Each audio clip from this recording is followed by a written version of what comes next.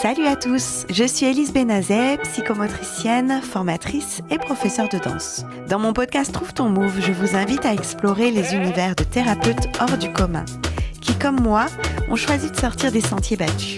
Ensemble, découvrons des méthodes innovantes pour prendre soin de notre corps et de notre esprit. Et si vous souhaitez aller plus loin, n'hésitez pas à me rejoindre sur danser-psychomote.fr pour découvrir mes formations et approfondir vos compétences. Bonne écoute! Bonjour Stéphanie. Bonjour. Alors je t'ai invitée aujourd'hui à Trouve ton Move parce qu'on a travaillé ensemble. Tu es psychologue, tu as travaillé longtemps à Besançon et on a eu 2 situations d'enfants en commun parce que ces petites filles étaient porteuses d'autisme et tu m'as appris énormément en tant que psychologue spécialiste de l'autisme et des troubles neurodéveloppementaux. C'est ça, tout à fait. Et j'avais trop envie que tu viennes partager avec nous, les auditeurs, tout ce que tu as appris sur ces troubles bien particuliers et encore mal connus. Ouais, encore trop mal connu, c'est vrai. Donc, je sais que je te connais parce que tu étais à Besançon. Aujourd'hui, tu es en Haute-Savoie. Est-ce que tu pourrais nous raconter comment tu es devenue psychologue et où tu t'es formée à la base? Donc, avant d'être psychologue, ce qui est important, c'est de préciser que j'ai été pendant 10 ans éducatrice spécialisée. J'avais oublié. Ouais. Donc voilà, j'ai travaillé pendant 10 ans avec des enfants déficients visuels et aveugles, donc des enfants et adolescents. Je travaillais dans un internat, donc j'ai fait beaucoup de choses avec eux. Donc accompagnement éducatif, j'avais appris le braille, tout ce qui est déplacement, chien, canne, etc. Et puis durant ces années-là, c'est vrai que j'ai écouté beaucoup les enfants déjà à l'époque. Ce qu'on a pu me reprocher aussi, que j'écoutais trop les enfants. Et je me suis dit, si j'écoute trop les enfants, peut-être que je pourrais encore affiner mon écoute et devenir psychologue. Et en fait, j'avais déjà fait 3 ans de fac avant le concours d'éduc. D'accord. Et donc, je suis retournée à la fac. Donc là, tu es diplômée psychologue. Voilà. Ouais. Tu travailles en institution, en libéral au départ? En fait, ce qui s'est passé, c'est que on m'a proposé un poste de remplacer une psy dans un IME sur un pôle autisme qui accueillait des enfants et des adolescents autistes et déficients intellectuels. Et c'est ça, dans les IME et CESAD, il y a une déficience intellectuelle avérée. Associée, ouais, tout à d'accord. fait, voilà. Donc, tu as commencé avec ce type de population. Voilà, c'était la première fois que je rencontrais des enfants et des adolescents autistes. Ouais. Et en tant que psychologue, c'était quoi ta mission? Beaucoup de missions, travailler avec les familles, auprès des enfants et des adolescents, beaucoup de réunions avec tous les autres professionnels, à savoir les psychomotriciens, psychomotriciennes, les orthophonistes, les éducs, les autres psys, etc. Et puis, la particularité aussi sur ce groupe et la particularité aussi de travailler avec ces jeunes, c'est que beaucoup de présence sur le groupe aussi, pour faire aussi de la un peu de guidance auprès des supervisions auprès des éducs. Ah oui, voilà. D'accord. Et en sachant que la chance que j'ai eue, c'est que je sortais de la fac. Ouais. Voilà, donc déjà remaniement psychique, de passer d'éducatrice spécialisée à psy, c'est pas forcément évident. C'est pas forcément évident aussi de retourner à la fac. Alors c'est pas que les professionnels sont pas appréciés, mais on a quand même une distance et des connaissances du terrain que certains profs de fac n'avaient pas forcément. Donc voilà, avec certaines personnes ça se passait bien, d'autres moyennement bien. Ah oui. Parce que on pose des questions quand même trop fines. Oui, parce que on a travaillé forcément. Ouais. Et la chance que j'ai eue, c'est de pouvoir assez vite faire des formations. C'est ce que j'ai demandé tout de suite, parce que j'ai vu que ce que j'avais appris à la fac, notamment sur l'autisme, n'allait pas vraiment m'aider, voire au contraire entraver mon accompagnement. Et j'ai eu la chance de me former assez vite avec l'organisme de formation pour lequel je travaille aujourd'hui, EDI Formation. Ah oui, d'accord. Ok. Voilà, et c'est comme ça que ça a commencé avec eux. Ouais, ok. Et t'étais amenée à faire des bilans de ces enfants porteurs d'autisme et déficience, et tu pêchais, tu savais pas comment affiner tes bilans Oui, déjà, quand on nous dit il faut bilanter pour... donc là, dans un IME, il faut faire des bilans pour la maison départementale des personnes handicapées, donc la MDPH. Quand on a un enfant qui crie, qui se sauve, qui parle pas, bien évidemment, on va pas lui faire passer le test d'évaluation intellectuelle le lambda commun, à savoir le WISC. Donc du coup, j'ai énormément cherché, j'ai fait beaucoup de démarches. Bon, je me suis appuyée aussi sur, les collègues, qui travaillaient déjà avant que j'arrive et puis du coup, ce qui s'est passé, c'est qu'avec EDI Formation, ils proposent aussi, des évaluations, des passations de tests beaucoup plus adaptées, comme le PEP3. Donc une évaluation, beaucoup plus pragmatique, où on peut évaluer des choses chez les enfants, mais en s'adaptant, à leur fonctionnement cognitif et non pas en essayant de les faire entrer dans un test qui, de toute façon, ils ne pourront pas réaliser parce que c'est trop complexe et surtout, ça ne correspond pas à leur fonctionnement. Ouais. Tu aurais un exemple, par exemple, avec un jeune déficient, intellectuel, autiste, pour évaluer, je sais pas, une fonction cognitive, dans quelle situation tu vas le mettre? Tu vas le faire manipuler des objets, dessiner? Est-ce que tu aurais un exemple qui te vient en tête, extrait de ce bilan? Oui, par exemple, donc dans le PEP3, donc c'est une évaluation, où on a une valise avec plein de supports. J'ai quelque chose qui me vient en tête. On sait que les personnes autistes ont du mal avec les codes sociaux. À un moment donné, donc on joue avec l'enfant, on prend de la pâte à modeler et on fait semblant comme avec des petits enfants lambda. On fait un petit gâteau, on met des fausses bougies, puis on dit attention, ça va être ton anniversaire. Oh, c'est trop beau. Allez, 1, 2, 3, on souffle. Bon, moi j'avais des enfants qui me regardaient genre mais qu'est-ce qu'elle fait ou qui repoussaient et puis aucun intérêt, on va dire, au niveau du jeu social. De l'interaction sociale et on fait semblant. Donc déjà le jeu de faire semblant. Ensemble, donc donc c'est tous des items comme ça. Il y a un jeu de marionnettes. En tout cas, c'est que il y a un puzzle. C'est que des items concrets, pragmatiques, visuels, que les enfants autistes puissent utiliser pour justement évaluer leur compréhension de ce qu'on attend d'eux. Qu'il y ait du langage ou pas. Oui, hein, c'est ça. Quand tu dis visuel, c'est que t'as pas, puis une compréhension limitée aussi. Si une consigne orale n'est pas comprise, tu passes par le jeu. Ok. Et là, tu arrives du coup à rédiger un bilan clair, net et précis.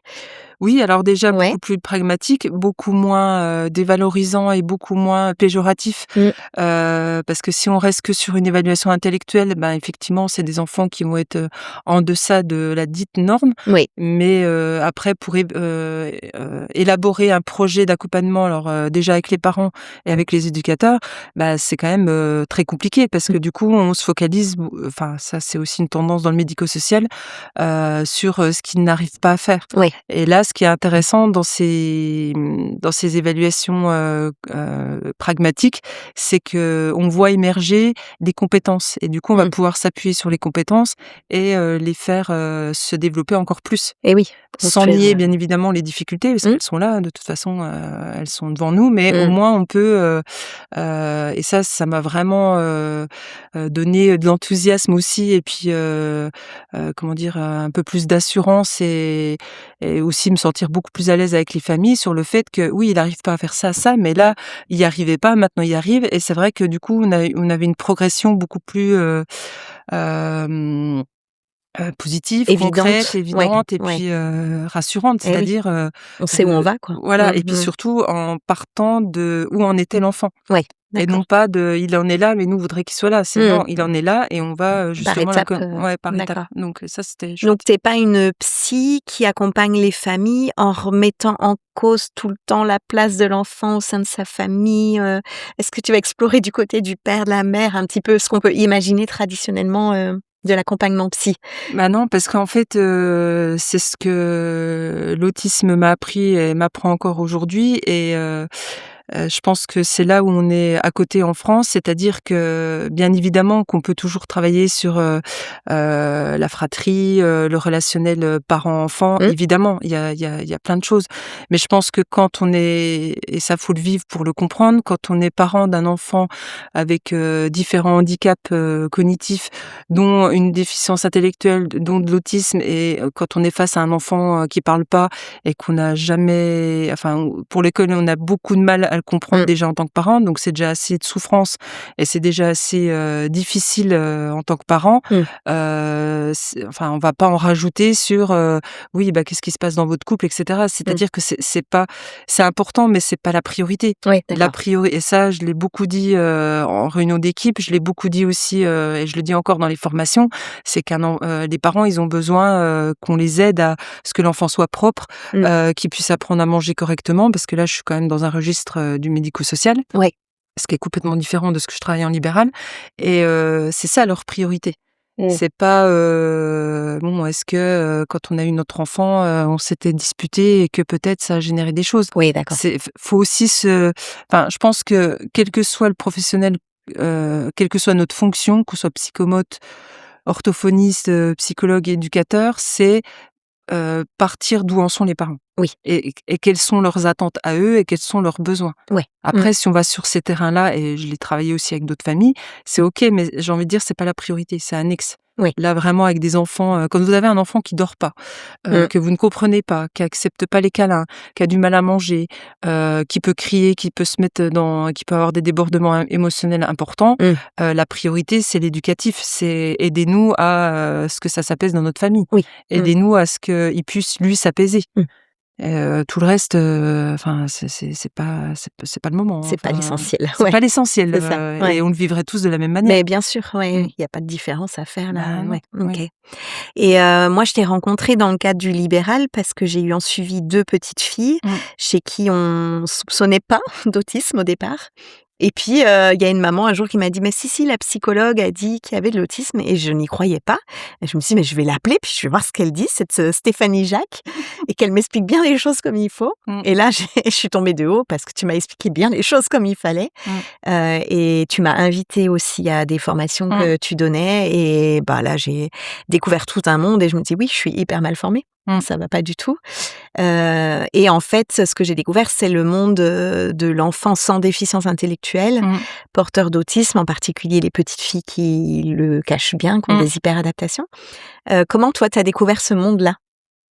En fait, ça a été dans la continuité de l'histoire. C'est que cette première étape, donc cette IME, j'ai travaillé pendant 7 ans. Donc j'étais vraiment dans un registre autisme plus déficience intellectuelle associée, voire d'autres troubles.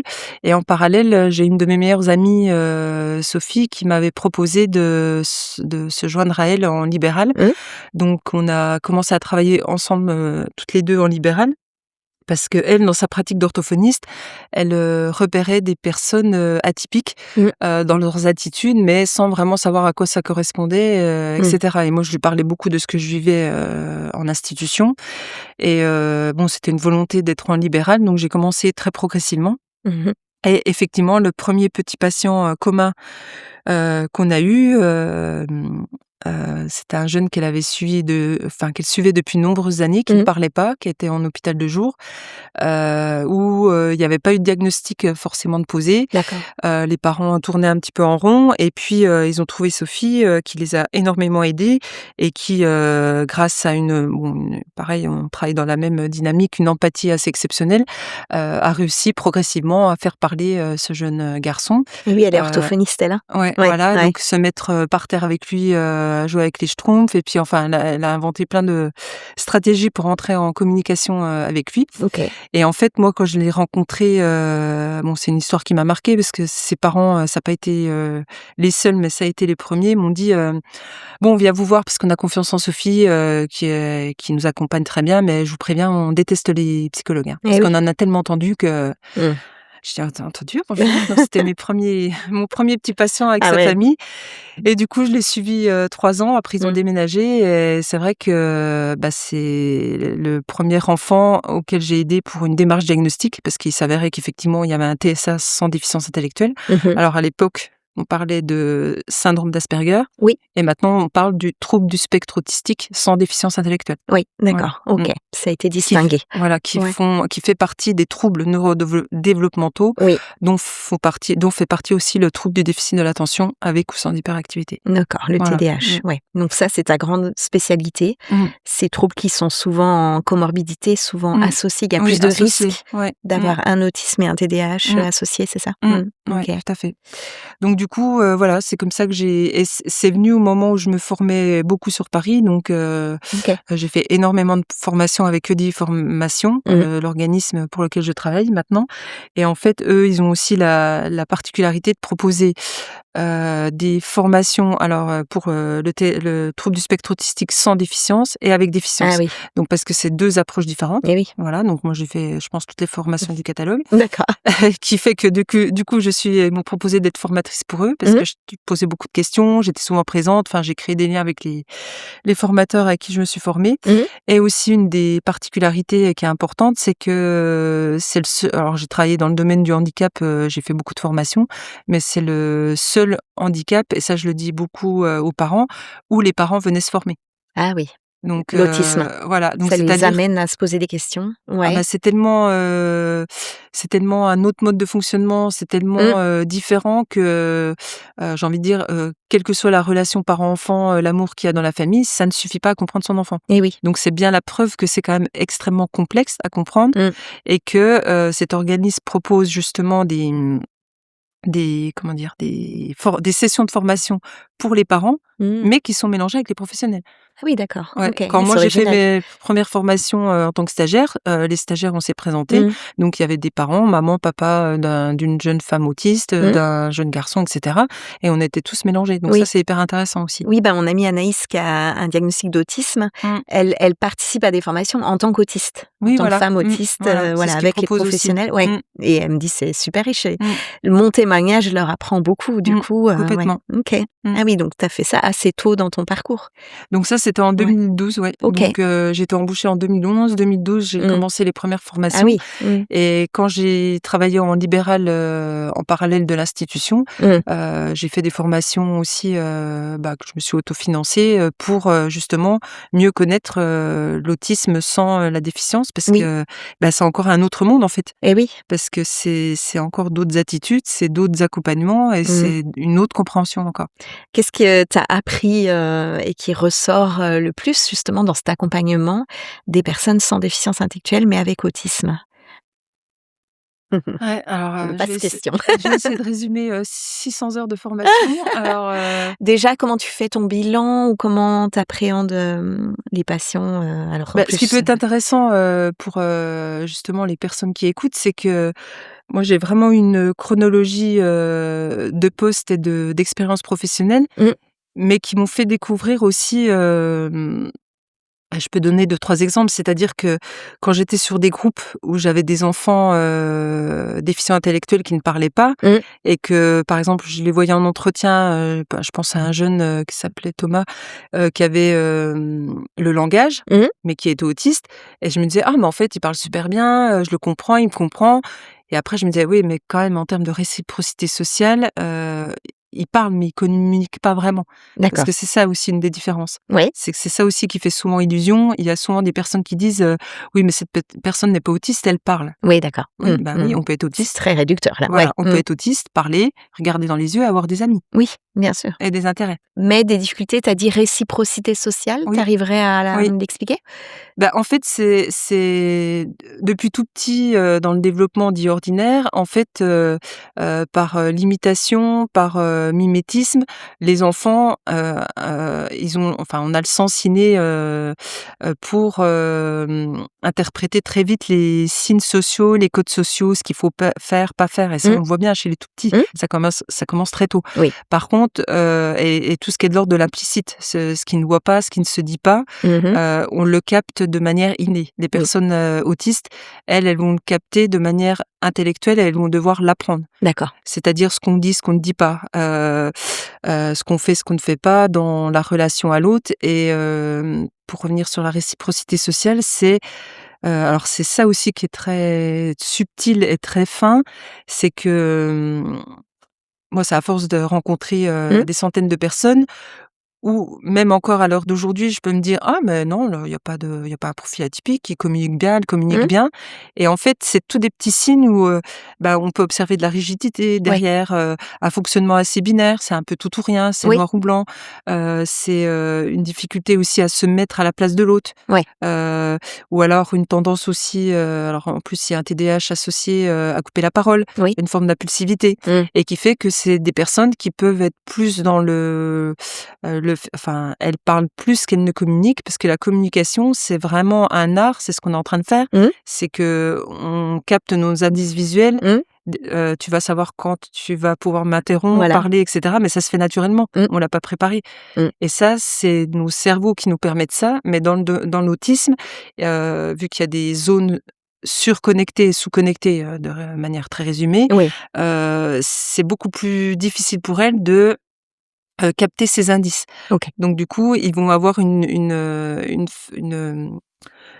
propension à parler plus qu'à communiquer et à pas faire attention si par exemple ils ennuient l'autre ou s'ils parlent trop de leur sujet de prédilection, etc. Donc ça, ils le perçoivent pas parce que c'est en regardant les signes et les indices de la communication non verbale qu'on capte ça. Donc ça, c'est une de leurs difficultés. C'est ça. Mais je pourrais te dire, il y a plein de gens qui parlent un peu tout seuls, qui font des monologues, qui adorent parler d'eux ou de leur passion. Du coup, c'est subtil, comme tu dis, de faire cette différence. Et en sachant qu'il n'y a pas que ça. Voilà, sur quoi d'autre tu peux t'appuyer. Alors le TSA, c'est les critères diagnostiques, et c'est pas moi qui les dis, c'est dans les classifications internationales.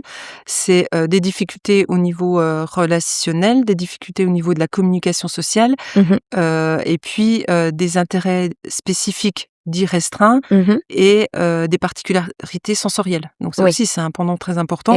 Et dans ces items, il y a toutes des sous-catégories aussi à investiguer. À développer. Voilà. Donc c'est aussi tous ces signes-là à investiguer d'un point de vue clinique. Parce que c'est avant tout un diagnostic clinique aussi, faut pas l'oublier. Donc tu as tout un temps d'entretien, et tu coches un peu les cases de la classification.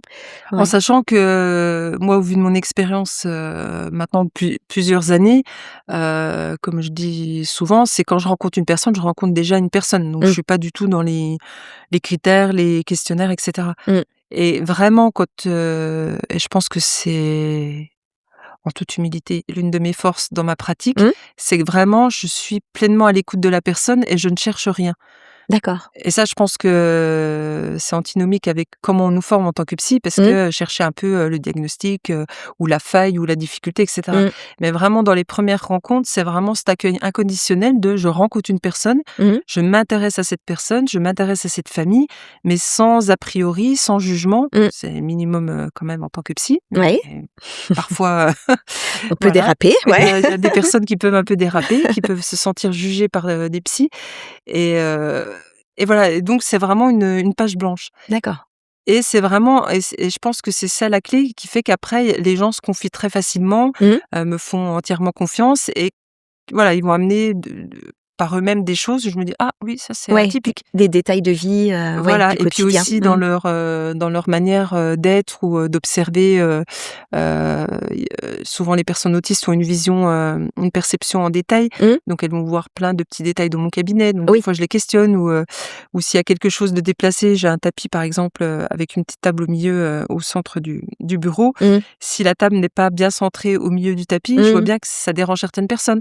Donc souvent je dis j'ai des patients, des fois ça leur dérange, alors je pousse un peu la table, puis j'ai une jeune qui me dit non mais non, faut la remettre au milieu parce que là je peux pas. Ça crée un truc chez elle. Donc, du coup là je me dis votre cerveau il a du mal à inhiber, c'est-à-dire que si je laisse la table, elle dit je pourrais plus vous parler.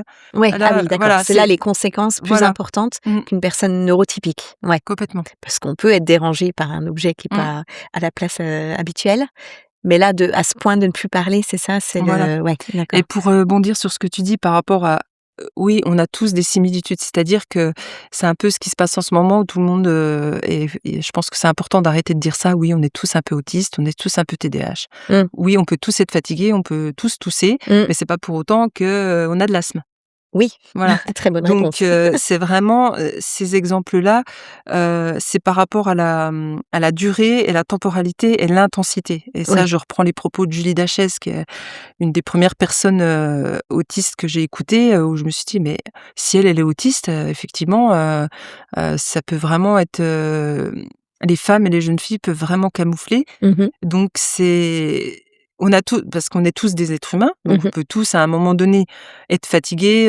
Par exemple, si on va faire des courses dans une grande surface un vendredi soir et qu'on a une dure semaine et de pas supporter de faire les courses parce qu'il y a trop de bruit, il y a trop de monde.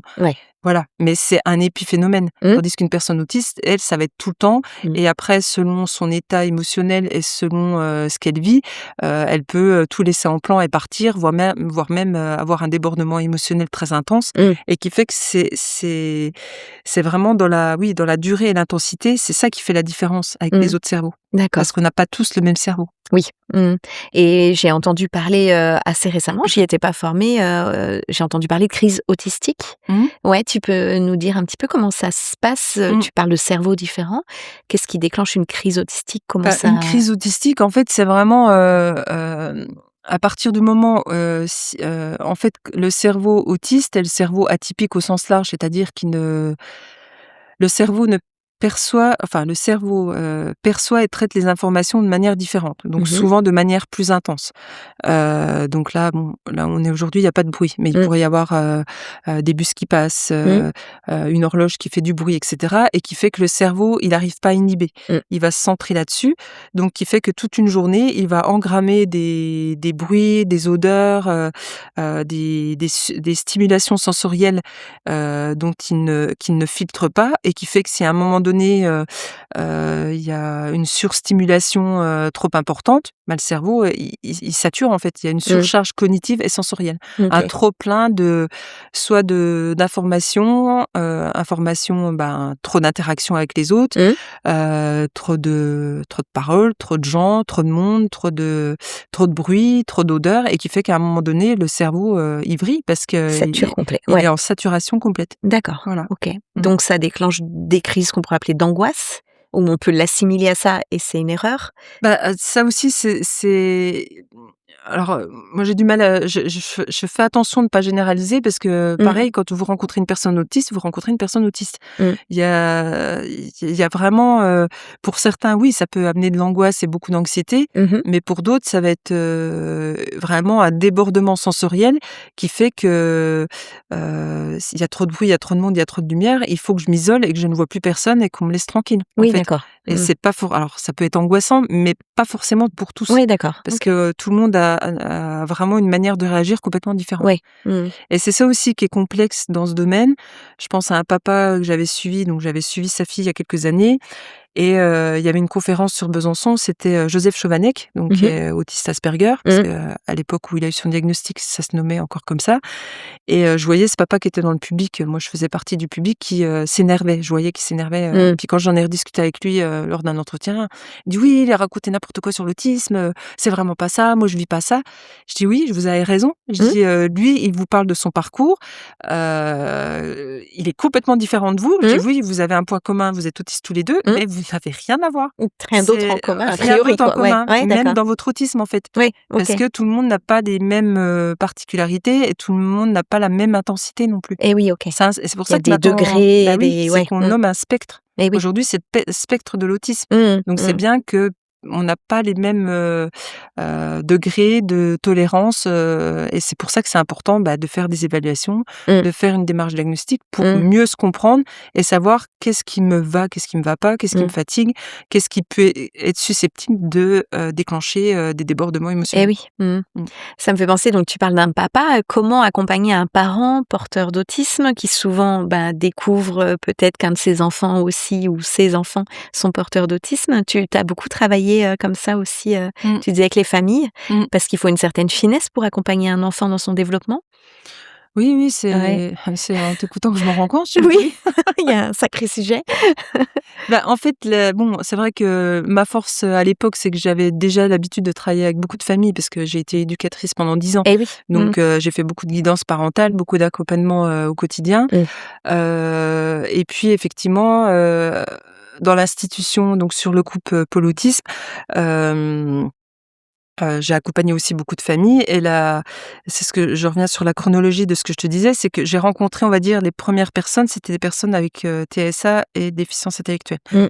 Et après, j'ai rencontré des personnes autistes sans déficience, où quelque part, je me disais, elles sont un peu comme nous. Pareil, un peu comme nous toutes, elles parlent bien, elles sont un petit peu atypiques ou bizarres dans leur comportement, mais en fait, en affinant de plus en plus, ces bizarreries et cette non-intégration des codes sociaux, ça peut quand même poser difficulté. dans le social. Mais oui. Chez soi, non, mais dès lors qu'on est en relation avec les autres, voilà. Et après avoir rencontré ces personnes, j'ai affiné, j'ai rencontré des jeunes filles, des petites filles, des jeunes femmes qui camouflaient encore plus, où moi-même je me disais: «Mais non, c'est pas possible qu'il y ait de l'autisme, en fait. Oui. Elles sont trop adaptées pour qu'il y en ait». C'est ça, comme les 2 petites filles dont Voilà, donc on avait, des petites filles qui, même si moi aussi j'avais un peu des doutes, parfois je pouvais me dire: «Non, elle est quand même hyper adaptée». Et puis il y a des moments où, je pense à cette jeune fille, où elle pouvait faire un flapping quand elle était trop contente, donc à savoir, battre des mains, et cetera. Donc ses émotions aussi étaient exacerbées et pas du tout adaptées en termes d'attitude relationnelle en présence d'autres personnes. C'est ça, oui. Elle compensait beaucoup, elle cachait beaucoup parce qu'on avait déjà dû lui dire qu'il fallait pas faire ça. C'est ça. Et les petites filles, elles captent plus vite ce qu'il faut faire et pas faire. Et pourquoi les petites filles d'ailleurs? Pourquoi c'est genré comme ça? Du coup, je pense que ce qu'on nous dit, c'est qu'elles observent beaucoup, elles imitent beaucoup, donc elles sont beaucoup plus à observer ce qui se passe auprès d'elles. Et quand même, alors ça c'est aussi, je pense, on a une attente quand même d'attitudes socialement adaptées chez les petites filles plus importante que chez les garçons quand même. Et petites filles sages, on écoute, etc. Et puis après, je pense que c'est un ensemble de choses. Et là, je pense qu'il faudra encore un autre podcast pour en échanger. Mais en tout cas, c'est ça, c'est vraiment elles imitent plus, elles observent plus, et elles sont beaucoup plus à l'écoute des remarques qu'on peut leur faire. Oui, d'accord. De ça faut faire, ça faut pas faire, ça c'est bien, ça c'est pas bien, ça faut pas dire ça devant les gens, etc. Et on attend ça d'elles dans la société, donc elles sentent cette pression aussi peut-être plus. D'accord. Ouais. Donc oui, on est en train de parler de comment ces parents porteurs d'autisme peuvent accompagner leurs enfants aussi. Tu rencontres des patients comme ça, des parents qui te demandent comment s'adapter à leurs enfants dans leur éducation. Complètement. Alors c'est vrai qu'il y a beaucoup de familles aussi et beaucoup de personnes, donc c'est vrai que je rebondis sur le terme que tu utilises parce que ça a aussi beaucoup évolué. Atteint d'autisme, porteur d'autisme. Oui, je sais jamais comment dire. Mais on sait tout à fait. C'est pour ça que je le précise, parce que en fait les personnes souvent assument beaucoup plus en disant je suis autiste. Alors c'est vrai qu'avant elle disait je suis Asperger, mais maintenant on ne le dit plus. Donc je suis une personne autiste, je suis autiste, mais pas que en fait. C'est-à-dire que c'est ce qui témoigne de leur cerveau quand même, de leur cerveau qui fonctionne de manière vraiment différente des neurotypiques. Donc souvent c'est je suis atypique ou je suis autiste, ou d'autres disent j'ai un TSA ou j'ai un TDAH. Oui, d'accord. Voilà, donc on peut le je dire, suis porteur, il est un peu lourd, quoi. En tout cas, il est moins employé. Il est beaucoup moins employé, et j'ai envie de dire dans ma patientèle quasiment plus. C'est vrai que c'est vraiment les personnes l'intègrent aussi beaucoup plus comme ça. Et puis il y a tout ce travail aussi de compréhension et d'intégration psychique là pour le coup de ce que induit un diagnostic. Oui, ok. Donc oui, j'accompagne aussi beaucoup de parents. Alors, j'accompagne des enfants, donc soit qui sont donc les parents ont des questionnements parce que soit ils sont en décalage à l'école, soit ils ont pas beaucoup de copains, soit ils ont des attitudes qu'ils n'arrivent pas à gérer dans le quotidien à la maison. Donc c'est beaucoup de guidance parentale. Donc moi j'investigue avec eux, je peux faire passer quelques questionnaires, justement le profil sensoriel, savoir s'il y a des petites choses atypiques. Et c'est là où il faut avoir une lecture assez fine, parce que la plupart du temps, les gens disent: «Oh non, il est comme tout le monde. Oh non, non, il est pas sensible au bruit». Et puis après, avec les questions plus fines que je pose, c'est: «Ah oui, il supporte pas, oui, quand je passe l'aspirateur. Ah bah oui, s'il y a une moto qui passe, forcément, il se bouge les oreilles». Mais en fait, vu que les parents s'adaptent intuitivement à leur enfant, il y a plein de choses qui ne les interpellent pas ou qui ne les choquent pas. Et oui, ça fait partie du quotidien. Voilà. Et moi, quand je les questionne, souvent, je dis: vous savez que tout le monde ne fonctionne pas comme ça, ou tout le monde il y en a qui supportent ça. Ah bon, non. Donc c'est vraiment dans cet échange commun de ce qu'ils vivent au quotidien, où j'interpelle sur ce qui se passe aussi dans le cabinet, parce que je vois aussi leurs attitudes dans le cabinet, ou ceux qui me regardent pas forcément dans les yeux, qui ont une vision un peu périphérique, etc. Donc je les questionne aussi beaucoup là-dessus. Donc soit c'est une demande pour des démarches diagnostiques, soit c'est des parents qui sont pas du tout là-dedans, où moi je vois tout de suite qu'il y a un profil atypique. Donc j'y vais très doucement évidemment. Le but c'est d'y aller à leur rythme. Et puis des adultes, beaucoup plus d'adultes maintenant qui, avec internet, les lectures et cetera, se questionnent sur Sur eux-mêmes. sur un profil, TSA. Et souvent ce qui ressort, c'est, je me suis toujours sentie en décalage. Ouais. J'ai, souvent on me comprend pas ou je comprends pas ou j'ai pas les mêmes appétences pour, j'aime pas sortir, on me dit toujours que je suis pas drôle ou j'aime pas ci, j'aime pas ça ou j'ai des petits rituels, on se moque de moi, Ouais. voilà. Donc c'est vraiment on va dire ça c'est la partie visible de l'iceberg dans des petits, des choses du quotidien qui les dérangent, voire qui vraiment, amènent une souffrance. Et en dessous de l'iceberg, en fait, c'est souvent des particularités cognitives, sensorielles, et qui fait que, c'est ça qu'on va investiguer au fil des entretiens, en fait. Et oui. Et tu m'avais appris beaucoup sur le profil sensoriel avec le Botkachinova, je me trompe pas? Mais j'ai mis tellement de temps à m'entraîner. Olga Bogdachina.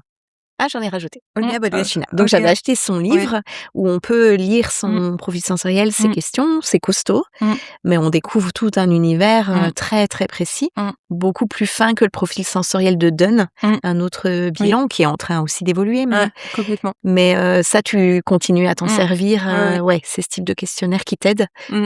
Surtout qu'il a été affiné grâce à Isabelle Dufresnoy, qui est psychologue et formatrice pour EDI Formation, où avec EDI Formation, ils ont fait une version simplifiée par rapport au livre. Donc ça, c'est un support que j'utilise aussi dans mes entretiens et que ma collègue neuropsychologue utilise aussi. D'accord. Et qu'est-ce que c'est dur de rédiger un profil sensoriel? T'as pris l'habitude, toi? Ça va? Si tu me dis que c'est facile, tu vas m'énerver. Alors, ça devient de plus en plus facile parce qu'effectivement, le profil de Dunn, donc c'est aussi un questionnaire très précis, mais qui est quand même assez laborieux et qu'on peut peut-être plus facilement utiliser en institution. Donc, je le faisais avec une psychomotricienne. Moi, en libéral, on a moins de temps, c'est pas la même dynamique. J'utilise le questionnaire d'Olga Bogdachina qui est pour le coup très simple. Ah oui, d'accord. La version simplifiée est très... Ça va. Et tu arrives à en ressortir des lignes d'hypersensibilité. Qu'est-ce que tu fais ressortir après dans ton bilan? Ouais, c'est ça. En fait, je pense que si vraiment on écoute les gens, on va chercher avec eux ce dont ils ont besoin. Ils n'ont pas besoin de termes complexes qu'ils ne comprennent pas. Ils ont besoin de savoir, ils ont une hypersensibilité au bruit, ou ils ont une hyposensibilité à la douleur. Donc il faut qu'ils soient vigilants par rapport à ça. Ou au niveau interoception, c'est-à-dire tout ce qu'on capte de l'intériorité de notre corps. Il y a par exemple des personnes qui n'ont pas la sensation de la soif. Donc ça, de savoir ça veut dire qu'après ils vont mettre des outils pour penser à boire et s'imposer de boire dans la journée, parce qu'effectivement c'est pas bon de pas boire. Voilà, donc c'est toutes des petites astuces comme ça. Et c'est vraiment, ça c'est ce que je découvre vraiment avec les adultes, c'est-à-dire que cette non-conscience des particularités sensorielles va faire que pendant des années, pendant toute une vie, des cerveaux vont engrammer, vont incorporer des stimulations perpétuelles, parce qu'on en a tous, dans la vie de tous les jours, si on vit tous les bruits qu'on peut entendre, mais il n'y a pas que les bruits, et qui fait que c'est ça aussi qui peut amener ce qu'on appelle aussi un burn-out autistique, c'est-à-dire qu'à un moment donné, il y a, que ce soit 30 ans, 40 ans, 50 ans, il y a une personne qui s'écroule et qui comprend pas pourquoi elle s'écroule. Là, je pense à une jeune femme passionnée, qui fait plein de choses et qui vient d'avoir un diagnostic de TSA, donc trouble du spectre autistique, trouble du déficit de l'attention, compensé par un haut potentiel intellectuel, parce qu'il faut savoir aussi que dans toutes les personnes que j'accompagne, souvent il y a des bonnes compétences intellectuelles, voire un HPI, donc un quotient intellectuel égal ou supérieur à 130, donc ça qui est évalué avec un test spécifique, et qui fait que c'est ça qui permet beaucoup aux femmes de compenser, parce que la charge mentale, j'ai envie de dire, des femmes est assez connue, ça c'est encore un autre sujet, mais quand elles sont atypiques et qu'elles s'ignorent, il peut y avoir des effondrements à un moment donné de leur vie, parce que la jauge est remplie et qu'elles ne supportent plus rien et qu'elles s'écoulent. Donc c'est souvent confondu avec la dépression. Oui. Bon, le burn-out est déjà souvent confondu avec la dépression, mais le burn-out autistique encore plus, ouais. Voilà. Ah oui. Donc, il fait que c'est vraiment ça aussi qu'on doit investiguer. Ouais. Après, on peut aussi être autiste et faire une dépression. Bien sûr. Voilà. Donc, c'est tout. Et une crise autistique. Voilà. Donc, Ouais. c'est tout ça qu'il faut connaître, en fait, parce que ça se manifeste pas de la même manière. Ah oui. Et c'est là-dessus où nous, en tant que professionnels, on doit être à l'écoute et non pas projeter de ah c'est ça ou c'est ça ou c'est ça. C'est vraiment en investiguant avec eux l'aspect sensoriel, l'aspect de comment ils se sentent dans leur vie et effectivement j'ai aussi des personnes qui sont en dépression et aussi dans une autre dynamique qui vont pouvoir tous ces éléments qui vont pouvoir nous permettre d'affiner l'accompagnement et puis de les aider au mieux en fait. D'accord. Donc ça me fait penser, ce que tu dis à cet amalgame qu'on fait beaucoup en France avec le haut potentiel intellectuel où on dit que c'est un diagnostic alors que déjà c'est un profil, hein, et c'est pas un trouble. C'est pas un trouble effectivement et où on peut dire: «Ah ben il est HPI, on va mettre des choses en place à l'école, on va devoir mettre en place des adaptations, il gère pas ses émotions». Ouais, voilà, tu fais nord de la tête, c'est un peu énervant, assez énervant. Parce qu'on peut avoir un HPI et un profil sensoriel perturbé, on peut avoir un HPI et un autisme, on peut avoir un HPI sans rien d'autre. Oui, il faut savoir que la plupart des personnes HPI vont bien et vont très très bien. Elles vont pas forcément chez le psy et alors soit ont eu un bilan avec une évaluation intellectuelle qui leur a permis d'évaluer leur quotient, mais qui ne pose pas souci en fait. Oui. C'est juste que ça permet de comprendre que pour certains, ils vont peut-être sauter une classe ou pas, qu'ils ont une appétence d'apprendre et qu'ils ont besoin d'être nourris intellectuellement et justement de leur montrer aussi d'autres choses. Parce que j'ai aussi beaucoup d'enfants HPI. C'est vrai ils ont un petit côté pour certains fascinant parce qu'ils connaissent beaucoup de choses, ils posent des questions très pertinentes auxquelles on n'avait jamais pensé et on peut avoir cette tendance à y répondre beaucoup, à les nourrir. Alors c'est important, hein, évidemment, mais pas que. Et je pense à un petit garçon dont une maman m'avait parlé, où elle me disait « Oh, il aime tellement les livres que tous les soirs, on lit encore plein de livres, etc. » Je disais peut-être que le soir, ce serait intéressant parce qu'il avait du mal à dormir. Ah oui. Parce que vu qu'il a un cerveau qui pense trop, c'est important aussi de se reconnecter au corps. Ouais. Vous pouvez peut-être faire des petites postures de yoga le soir ou un petit jeu pour tranquille, de la relaxation, pour justement lui apprendre dès le plus jeune âge à déconnecter un peu de ce cerveau qui alors est très efficient, très actif, qui pense beaucoup, qui va lui permettre de faire plein de choses et c'est top, hein, c'est un atout. Mais lui dire aussi, t'as ton corps aussi, c'est pas que la tête. Voilà. Oui, parce que les 3 points communs, on va dire, chez les profils HPI, c'est la rapidité de raisonnement, la grande créativité, puis la grande mémoire. Hein, et après, chacun a sa vie, ses particularités, mais complètement. On est d'accord.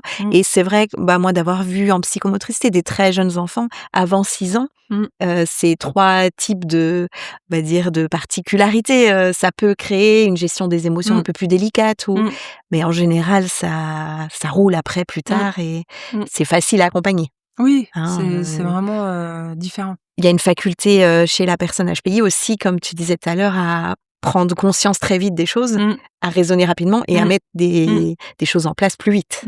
Ils sont plus faciles à accompagner entre guillemets. Oui, puis c'est aider. Oui, à aider dans un système aussi qui est pas forcément fait pour eux. Donc c'est vrai que si un institut propose un exercice de maths et puis que le gamin il a déjà tout compris, il donne le résultat et souvent il peut pas dire comment il a trouvé le résultat parce que il peut même pas l'expliquer parce que ça allait très vite dans sa tête. Donc c'est ça qui peut poser difficulté, mais en soi c'est plutôt des gamins qui vont bien. Oui, donc, et on peut confondre avec une inadaptation sociale et il y a ce mauvais mélange HPI autisme un peu. Et c'est vrai que quand il y a plusieurs signes, plusieurs attitudes qui montrent que le gamin est intelligent, mais quand même c'est pas ça qui lui fait défaut quelque part dans la relation à l'autre. C'est que vraiment il y a quelque chose où il a pas saisi des codes sociaux, il a pas saisi l'implicite. On sent que ça vient pas du haut potentiel, c'est que vraiment c'est plutôt en lien avec un éventuel TSA, même très léger. Oui. C'est ça aussi, c'est vraiment dans ce spectre. Moi, j'ai un jeune garçon là auquel je pense. Si je suis qu'en individuel avec lui, j'oublie qu'il a un TSA. Je pense que, j'y pense pas, mais pour moi, il a un HPI associé. Il est tellement adapté et ordinaire, et en plus en relation individuelle, il est à l'aise. Par contre, quand je suis en présence de ce jeune avec son père et que je suis témoin de leur incompréhension réciproque. Ah oui. Ah là, je vois la rigidité, Ah oui. et c'est ça qui est fou parce que c'est pour ça que je dis qu'il faut vraiment écouter les parents et tous ceux qui côtoient l'enfant parce que il y a ce qui se passe à l'école, il y a ce qui se passe en famille, il y a ce qui se passe moi dans mon bureau et moi c'est qu'une vision parcellaire. Ouais. Et quand les parents me disent mais oui, mais là vous le voyez, il est comme ça, mais chez nous, mais c'est ça qui prime. C'est pas ce que je vois dans le bureau, c'est important, c'est complémentaire, mais c'est pas ce que je vois. Parce que sinon je leur dis tous oh bah, il va plutôt bien et puis repartez chez vous. Oui, et c'est comme ça qu'on peut arriver à parfois des situations extrêmes où il y a des signalements de la part d'un centre médico-social en disant mais cette maman elle raconte n'importe quoi. Nous quand on voit la petite en bilan tout va bien. Elle invente, elle a une pathologie, c'est le lien parent-enfant qui est perturbé. Enfin, oui. Et là en fait ça c'est terrible parce qu'on fait culpabiliser tout le monde. Et il faut savoir quand même, ça arrive fréquemment. Alors j'ai pas fait de statistiques, mais je pense au premier petit garçon que j'ai accompagné en libéral où les parents m'avaient dit on n'aime pas les psychologues. Bon bah il s'est avéré que eux aussi ils étaient atypiques et moi le papa m'avait dit bon moi je sais que je suis autiste mais je veux pas me faire diagnostiquer, j'ai 54 ans, voilà je sais. Il y a l'argument de l'âge. Voilà je sais comment je fonctionne, etc.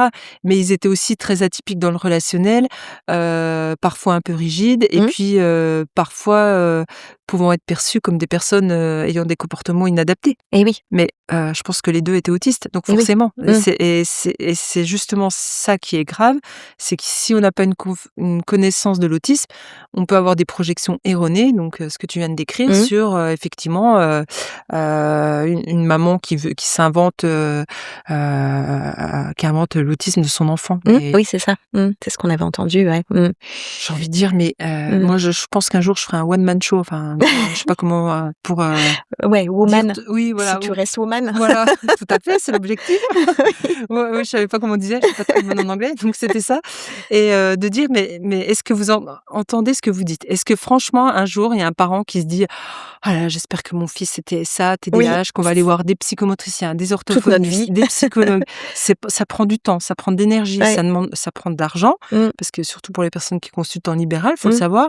Donc à un moment donné, non, je pense que s'il y a une démarche, s'il y a des questionnements, c'est bien qu'il y a soit une souffrance, soit quelque chose qui est difficile à porter pour l'enfant ou la famille. C'est pas, on s'invente pas des trucs, enfin voilà. Et si tant est que ça existe, c'est très très rare. C'est rare et puis il faut, un diagnostic auprès d'un psychiatre et pas un signalement, voilà, bah oui, d'une famille. Oui, parce que là, cette maman, elle vivait des crises émotionnelles à la maison. Sa petite fille, elle se lâchait complètement. Bah oui. Ouais. Donc c'était ingérable, et ça n'a pas été entendu comme ça, quoi. Bah, c'est ça, c'est le problème. Et ça, c'est le fait que les professionnels de la petite enfance et les professionnels dans le médico-social et au sens large sont pas suffisamment formés. Eh ben oui, ouais. Et pour beaucoup, ne veulent pas plus se former. Et ça a été une de mes grandes questions. Et c'est vrai que ça va faire 5 ans que je suis partie de Besançon. On me sollicite encore en Haute-Savoie alors que je suis plus sur la région. Et je comprends pas. Et après, je me dis, mais en fait, c'est tellement... ça demande une telle... comment dire? Une telle...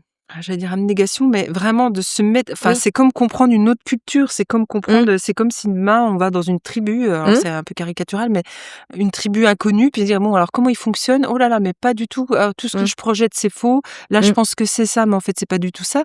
Donc, même en tant que professionnel, ça demande une énergie de toujours de comprendre ce fonctionnement qui n'est pas le sien et d'essayer de se mettre à la place de l'autre pour ne pas faire des interprétations erronées, en fait. Oui, puis ça me fait penser, il faut remettre en question ce qu'on nous a appris aussi pendant nos études, avec des grands pontes qui ont une grande place dans les médias, dans les livres, depuis des années. Et quand tu dis que tu n'es pas d'accord avec ça, tu as encore plein de psys, de collègues ou autres qui disent « bah d'accord ». Alors elle est perchée. Et je pense que toi, ça a été un combat quand même par rapport à certaines institutions, des synthèses où on t'a dit c'est déconnant quoi, ton bilan. Ouais. Oui, c'est bon. Après, j'ai acquis de la légitimité parce que j'ai eu beaucoup de monde, beaucoup de familles. Oui. Et puis, mes hypothèses se sont avérées justes. Et puis, des accompagnements ont fait que les enfants allaient mieux, les adolescents allaient mieux. Donc, bon, c'est j'ai envie de dire entre guillemets «la preuve par l'expérience» et qui fait que moi l'expérience me montre que c'est juste en fait. Et c'est pas que j'ai raison, mais que ces accompagnements-là, parce qu'il y a pas que moi qui fais ça bien évidemment, ces accompagnements-là sont justes et c'est ce que je réponds un peu en ce moment quand on dit: «Oui, mais ces étiquettes, tout le monde est un peu» et je dis: «Dans l'absolu», je dis: «Même imaginons qu'on soit vraiment trompé, que vraiment peut-être il y avait pas un TSA. Mais moi ce que je vois, c'est que la jeune elle a arrêté de se scarifier, c'est qu'elle est pas retournée à l'hôpital psychiatrique, c'est qu'elle remange et c'est qu'elle retourne à l'école. Et que tout ce que je lui explique lui parle. Donc je me dis quand même que on a bien visé juste. Voilà. Donc au final, TSA, pas TSA, peut-être. Mais même si moi je pense que, mais bon, en sachant que ça peut évoluer, ça va évoluer dans les prochaines années. Hein.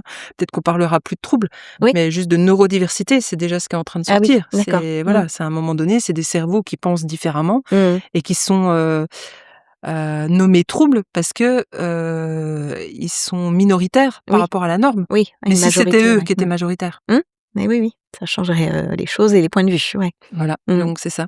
Donc du coup, moi, c'est vraiment en voyant comment les personnes évoluent, comment ça fait sens, comment elles apprivoisent leur diagnostic, elles s'imprègnent, comment elles changent des choses dans leur quotidien, qui fait que cette prévention, cette compréhension va permettre d'éviter ces crises autistiques, ces burn-out autistiques et ces effondrements, voilà, de dépression, mal-être, quoi. D'accord. Il y a un autre sujet aussi, tu dois en rencontrer dans ta patientèle des personnes en transition qui souhaitent changer de sexe. Alors quand ils sont autistes, comment on t'accompagne ça? Quelle est ton expérience avec ça aussi? Alors ça, c'est encore un sujet, alors nouveau sans être nouveau, mais qui, je trouve, prend de l'ampleur. Oui. Donc alors je reste très prudente sur le sujet, mais je pense qu'il y a plusieurs choses. Il y a alors bien évidemment, toi comme moi, on a cette tolérance, voilà, l'orientation sexuelle d'une personne, le fait qu'un adulte, souhaite changer d'identité de genre, OK. Par contre, moi, ce qui m'interpelle, moi, ce qui m'inquiète grandement, c'est que là, il y a une forme de, je vais dire le mot comme je le pense, un peu de propagande médiatique de voilà, on peut être garçon, fille, on peut être une fille avec une barbe, etc. Sauf que c'est divulgué au plus jeune âge et je pense que ça perturbe beaucoup d'enfants qui sont pas dans ces préoccupations-là, parce qu'il faut pas oublier les âges, enfin le développement de l'enfant, il y a quand même des choses qui se passent au niveau psychique et physique et je pense qu'on confond avec la pensée adulte. Et je pense que les adultes projettent beaucoup de choses sur les enfants et que ça, c'est assez grave. D'accord. Et pour rebondir sur ce que tu dis par rapport à la transidentité, c'est vrai que ça fait la 5e personne que je rencontre. Oui. Et il s'avère que c'est des personnes qui ont un profil atypique. Oui. Et on se rend compte que, bon, ça c'est pas moi qui le dis non plus, hein, il y a des études là-dessus, que beaucoup de personnes atypiques, donc avec un profil trouble du spectre autistique, peuvent aussi, au vu de leur rigidité mentale et au vu de leurs pensées dites binaires, un peu tout ou rien, elles peuvent aller sur internet. Bon, je suis un adolescent, je suis pas bien dans mon corps. Je tape ça sur internet, bah c'est peut-être parce que vous êtes pas dans le bon corps. Ah bah oui. Ah mais c'est pour ça que je suis pas bien. En fait, je voudrais, si j'étais une fille, je serais mieux dans mon corps, donc je n'aurais plus de soucis. Et du coup, ça va devenir ça je l'ai vu avec une personne, un intérêt dit spécifique voire restreint, qui va faire plein de recherches et qui dit ben en fait c'est ça, il faut que je change de sexe et comme ça j'irai bien. D'accord. Donc ça, c'est assez catastrophique parce qu'il y a aussi beaucoup d'adultes ou même de jeunes adultes là qui, j'ai vu plusieurs témoignages de gens qui détransitionnent et qui disent, ça c'est vraiment leur propos: «J'aurais aimé qu'à 16 ans ou 17 ans, on m'accompagne mieux et qu'on prenne plus de temps parce que au fin fond, c'était pas ça que je voulais». Et oui, d'accord. Donc on n'a pas pris le temps de comprendre son fonctionnement cognitif, son atypie, son autisme, c'est ça? Ouais. Et ça aurait évité. Bah oui. Ouais, d'accord. Parce que c'est pas aussi simple et là je pense à une personne que j'accompagne où c'est très compliqué pour cette personne. Elle a fait un suivi en visio pendant 3 mois avec une thérapeute qui a validé que oui, au vu des signes, elle voulait changer d'identité de genre et qu'elle validait. Après, bah, il y a eu un traitement hormonal et c'est allé très vite. Mais bon, c'est là, je me retrouve avec cette jeune fille qui était un jeune homme et qui va pas bien du tout et qui nomme bien, bah, c'est encore pire qu'avant en fait. Ah oui. Parce que c'était pas ça l'origine du problème. D'accord. Si tant est que ça soit ça, on prend le temps et puis je pense que voilà, en plein processus adolescent, en plein remaniement identitaire, je pense pas que ce soit le meilleur moment de pour lancer ça. Ouais. Si effectivement ça se confirme et que vraiment, voilà, il y a des adultes qui, on peut voir des témoignages qui le disent et qui enfin s'épanouissent parce que vraiment c'était ça, c'est ça qui leur convient, c'est OK. Ouais. Mais je pense qu'il faut être très, très prudent avec les préados et adolescents et voilà, ça Et c'est les atypies cognitives, aussi, ouais. qui peuvent Oui, se donc il faut cacher des derrière. équipes, bien formées, ouais, pour, Mmh. pouvoir, voir ça de Mmh. près, quoi. OK. En sachant que, voilà, on est en 2026, il y a encore des psychiatres qui sont pas suffisamment formés Oui. et qui dénigrent aussi le travail des psys et des neuropsys parce que nous, en tant que psy et neuropsy, on est habilités à poser des hypothèses diagnostiques, mais pas à poser un diagnostic. Après, il faut la validation, la confirmation d'un médecin. Oui. Si tant est que ce médecin, soit suffisamment formé Mmh. et ne dénigre pas le travail fait pendant plusieurs mois en disant: «Mais vous pouvez pas être autiste, vous me regardez dans les yeux». Ouais. Parce que ça, on l'entend encore. Ah bah, c'est très réducteur et Ah oui, oui, ouais. et puis c'est grave parce que c'est eux qui sont censés, valider nos hypothèses et du coup, mettre à mal aussi nos patients et nos patientes parce que, ils ont fait tout un travail et puis après ils ont le doute en disant: «Ah bah, peut-être que non en fait» et cetera. Donc ça, c'est grave. Ouais, c'est très embêtant. OK. Est-ce que, toi, aujourd'hui, quand tu donnes des formations, tu rencontres donc des familles, des professionnels, des psychiatres? Ça s'ouvre un peu du côté de la médecine ou Non. parce que tu dis c'est des sujets à la mode, TDAH, TSA, et cetera. Est-ce qu'on les voit plus dans les formations ou pas encore, pas assez?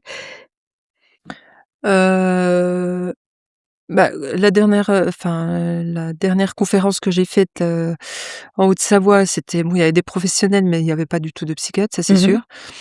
Psychologue, neuropsy, beaucoup éducateurs spécialisés, les parents, beaucoup de parents. Ouais. Le problème, c'est que, je pense pas que les gens que les médecins se forment plus, que les psychiatres se forment plus. J'ai retrouvé la même problématique dans cette région que je connaissais pas, en termes professionnels que j'ai connu ici. C'est-à-dire qu'il va y avoir, 1 ou 2 professionnels, qui se sont, mis à la page en termes de connaissances et j'ai en tête 2 pédopsychiatres avec qui je travaille, voilà, qui connaissent tout ce dont on parle aujourd'hui. Et puis d'autres, qui sont un peu, dans des CMP, en libéral aussi, qui sont, un peu à côté et qui n'ont pas actualisé leurs connaissances, en Ouais, fait. qui se sont Donc pas ouverts à tout ce champ. Ouais, d'accord. OK. Ouais, donc ça, c'est assez, Ça dramatique, bloque. quoi. Ouais, Bah, ouais. D'accord. c'est toujours aussi compliqué, notamment pour, les femmes adultes. Parce que même si ça se parle, si on en parle plus sur les réseaux sociaux et au niveau médiatique, la réalité sur le terrain est toujours aussi complexe. D'accord. C'est plus lent pour, avoir une évolution, quoi. Oui, parce qu'il faut Ouais. trouver des professionnels formés, en fait. C'est Ouais. toujours la même, Mmh mh. moi, j'ai des gens qui font 1 heure et quart de route Ouais, pour pour te venir me voir. voir, ouais, ou Donc qui te demandent des visios, mmh, tu es parti en Haute-Savoie et ils veulent continuer ouais, avec toi et ouais, ouais. parce que vous êtes encore rares les Bah, professionnels, c'est ça. hyper formés, Mmh, spécifiques, alors que les diagnostics, mmh, tombent à l'appel, on va mmh, dire, ouais. mmh. D'accord. Alors après, il y a des centres spécialisés, il y a les centres sources Mmh. autisme, il y a les centres mais pareil, il y a beaucoup d'attentes, il y a Oui. des listes d'attente, Mmh. il y a des équipes mobiles autisme aussi. Mmh. Moi, j'ai travaillé sur une équipe mobile autisme pendant plusieurs années aussi, donc on se déplaçait, pour former les gens et dans les institutions, Ouais, mais voilà, il y a encore énormément de travail à faire. ouais, d'accord. Après, il y a des organismes comme EDI qui, Mmh. divulguent beaucoup d'informations et beaucoup de formations, mais Mmh. il y a encore peu de ouais, Mmh. je pense qu'il y a pas forcément cet intérêt parce que je pense que quand même c'est complexe Mmh. et que, comme tu disais tout à l'heure, faut lâcher, des représentations, faut Mmh. lâcher des acquis, faut dire des fois on sait pas, Mmh. des fois être bousculé aussi parce que c'est des gens exigeants, hein, Mmh. j'ai des gamins sans filtre, hein, qui arrivent, dans la salle dans le bureau qui disent: «Ah bah, je te préviens, moi je déteste les psys, hein, Mmh. et puis ta musique elle est nulle, hein, dans la salle d'attente, Ouais. hein», vraiment, voilà. Mmh. Donc c'est vrai que c'est des patients, faut être, ancré et solide, je pense, en Mmh. face parce que Tu crées un lien différent, quoi. ah oui, tu crées un lien Ouais. différent, j'ai des patients qui parlent énormément, qu'il faut et que je dois énormément cadrer, Mmh. d'autres qui parlent pas du tout au bout de 5 minutes, on se dit: «Bon, bah, voilà, Mmh. l'heure va être longue» Oui. et j'utilise des stratégies, des supports et Mmh. cetera et pour arriver à Mmh. les faire élaborer, parler et puis, Mmh. donc c'est ouais, Oui, mais c'est comme challengeant, quoi. c'est C'est ça, comme vraiment, en psychomotricité où tu dis: oui, «Bon, c'est cool, j'utilise des jeux, le oui, corps, ça va lui plaire» et tu parles, il y a mmh, rien qui marche, voilà, ouais, c'est ça. hein, donc Donc je pense que ça nous oblige en tant que professionnels, mmh, vraiment à aller chercher, bah, toi comme moi, on fait des recherches, mmh, des choses qu'on connaît pas, des stratégies, dire: «Bon, bah, on va mmh. faire autrement», parce que ce qu'on fait d'habitude ne suffit pas. Oui, c'est ça. Oui, Donc c'est très déroutant, effectivement, donc il très faut se fatigant, bah, ouais, oui, il ouais. faut se reformer, il faut Mmh, se mmh, ça nous fait douter, mmh. ça enfin on est tout le temps on travaille jamais sur des acquis. Oui. Alors là, j'ai un peu des acquis au niveau théorique, Mmh. mais en fait, à chaque fois, Oui, c'est face à un voilà. patient, Ah c'est oui, nouveau, quoi, c'est une ouais. nouvelle aventure, Ouais. quoi. Ce qui est bien aussi, hein, Oui, mais ouais. mais c'est tout le temps.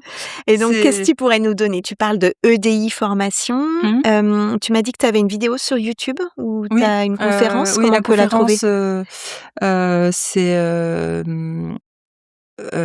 autisme et profil atypique. Autisme au pluriel, Ouais, qu'on trouve sur YouTube. Donc c'est la conférence que j'avais fait il y a 2 ou 3 ans, sur Sallanches et donc en Haute-Savoie où mmh, justement, elle avait été filmée où d'accord. je faisais justement un petit résumé, Mmh. sur HPI, TSA, TDAH. Et super, donc très pro, Oui, comme ça on oui, peut puis, suivre, oui, cor puis ouais. très, enfin c'était ouvert au public donc Mmh, j'ai vraiment adapté le langage, ouais, super. enfin des parents sont venus me voir après, Mmh. d'ailleurs j'ai eu des nouveaux patients suite à cette Ah bah, tu conférence m'étonnes. Ouais, ouais. parce que OK. ouais, ouais. Est-ce que tu as aussi des conseils, lecture ou documentaires ou qui te viennent là comme ça ou pour argumenter encore plus? Mmh. Bah, là, si, les 2 livres que je conseille souvent et que je prête parce que du coup, je les ai dans ma salle d'attente, c'est 2 petites bandes dessinées qui sont plutôt bien faites. C'est Le petit guide illustré du TDAH. OK, C'est une couverture bleue, mais je me rappelle plus le nom de l'auteur. C'est une OK. jeune femme qui a écrit ça. Souvent, je le prête pour savoir si, les gens se reconnaissent ou Mmh. pas et je pense à une jeune femme qui m'a rendu le livre en me disant, «Bah, oui, je me reconnais dans tout», mais elle me dit: «Mais tout le monde est comme ça, non?» J'adore, Je dis: oui. Non, pas tout le monde, sinon on fera pas des livres, voilà». Elle dit: «Ah bon, tout le monde fait pas ça?» Je dis: «Non, tout le monde fait pas ça». Donc c'est ça aussi qui est Ah intéressant et bah, oui. passionnant parce qu'il y a aussi cette conscience, il y a des personnes qui ont une conscience de leurs différences et Oui, d'autres pas du tout. et oui, c'est ça. Mmh. Et elles prennent conscience de leurs différences, bah, suite à un burn-out, suite à un événement de vie, Mmh. douloureux et en disant: «Mais ouais, je comprends pas» et c'est vraiment en détaillant avec eux leur, profil, Mmh. bah, je dis: «Bah, vous savez que tout le monde ne fait pas ça». «Ah comment ça tout le monde fait pas ça?» «Mais si». «Bah non, tout le monde ne fait pas Une ça». découverte, quoi. Voilà, Donc le petit guide illustré du TDAH, du c'est ça? TDAH D'accord, bah, et je le puis, mettrai ouais en et commentaire. puis, Ouais. sinon il y a Vivre avec un TSA. Ouais. Donc c'est Elise Couval, qui a découvert, tardivement, son autisme Mmh. et qui a fait une petite bande dessinée aussi, en lien avec une psychiatre. D'accord. Donc pareil, il y a des trucs et astuces, c'est plutôt pas mal fait Mmh. et sinon il y a La différence invisible de Julie Dachès qui est Oui. aussi une bande dessinée. Mmh. Il y en a un aussi que j'aime bien, j'ai fait aussi des formations avec Christelle Petit-Colin qui a D'accord. écrit le «Je pense trop». OK. Comment canaliser ce mental envahissant Mmh. et alors c'est un livre qui date un petit peu, mais qui est intéressant parce que, justement dans son propos, elle parle vraiment alors elle parle de surefficience, de tous ces profils atypiques Mmh. qui se retrouvent pas, dans les relations aux autres, que ce soit au travail, relations amoureuses, Mmh. relations, familiales et en fait parce que c'est des personnes qui ont un cerveau qui pense trop et souvent je le conseille en première Ah intention oui. parce que dedans aussi elle parle de l'autisme, elle parle aussi du HPI, Mmh. mais de manière un peu, large et du coup c'est souvent une première approche. D'accord, je Parce que pense trop. c'est Très bien. souvent aussi des personnes qui pensent trop, qui Mmh. analysent, qui Et oui, suranalysent, pour, heu, s'adapter derrière, quoi. voilà, Ouais. qui Mmh. détaillent tout, qui Mmh. et c'est ça aussi qui est épuisant. Ouais. Et donc toi, tu n'es pas épuisée? Tu aimes accompagner ces personnes? Ouais. J'ai été épuisée. Tu as été, ouais. Oui, oui, tout à fait. Mais tu as trouvé ta voie quand même, Ouais, bah, j'ai connu c'est pour ça aussi, je pense que j'ai cette empathie, qui s'est encore plus développée. Ouais, Moi, j'ai fait un burn-out aussi quand j'étais éducatrice spécialisée parce ouais, que j'étais très active et je faisais beaucoup de choses et bon, à un moment donné, c'était trop. ouais.